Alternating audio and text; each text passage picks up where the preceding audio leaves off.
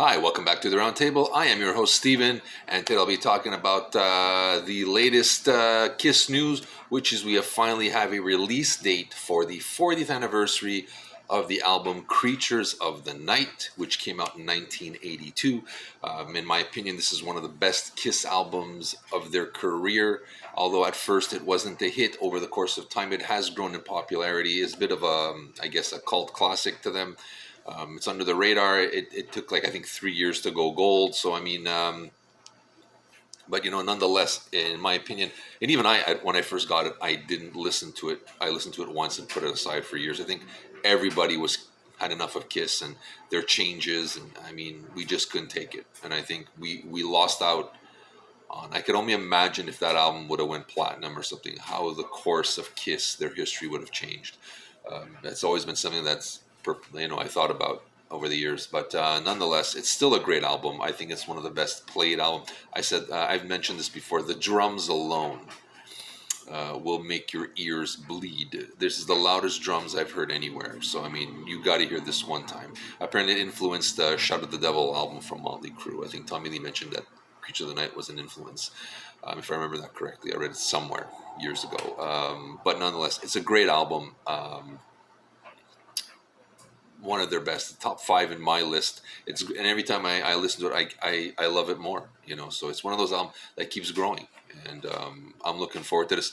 They have announced there are multiple versions. There's going to have to be vinyl. There's going to be a one CD of Creatures of the Night remastered, two CDs, which has the remastered edition of the album and like outtakes and demos and stuff. There's also going to be, I think, a 5 CD set, which is like the first is the remastered edition of the album, demos and rarities. Excuse me. Again, then there's going to be 2 discs of demos and rarities and outtakes. Then there's 2 discs of their Creatures of the Night tour from 1982 and 1983. It's an exciting set. I think it's a little too expensive for me. I'll probably stick to the 2-disc set, get a couple of outtakes and rarities, and listen to the rest online. But nonetheless, it's an album I'm excited. I'm glad they're finally acknowledging this album, and bringing it out to the light. I think it deserves to be heard, and it's a great album in my opinion. The title track, "I Still Love You," an amazing, epic, like 6 minute and 50-second long ballad. There's Killers on there, War Machine, I Love It Loud. They still play some of the songs off their tour. And for good reason. These are some of the best songs they've done. I've always wished they would have done another album as hard as that. I think Revenge came close, but for me, Creatures now really edges it out. I think songwriting wise, I think Gene really did well on that. I mean, Saint and Sinner, I think, is an underrated Gene Simmons song. I think hopefully he plays that one there. That gets noticed. What can I say? It's an underrated album, deserves to be listened. I'm glad they're finally digging in and going with the album instead of Destroyer and Love Gun. There's anything wrong with those albums, but we have heard these albums. Now let's get back to stuff that we haven't really heard, deserves a second chance. Like, I'm hoping there's supposed to be a 30th anniversary of Revenge. I'm hoping they do something with that. I would love to hear some outtakes of Revenge. But let's go back to Creature of the Night. Great album. Top 5 in my list.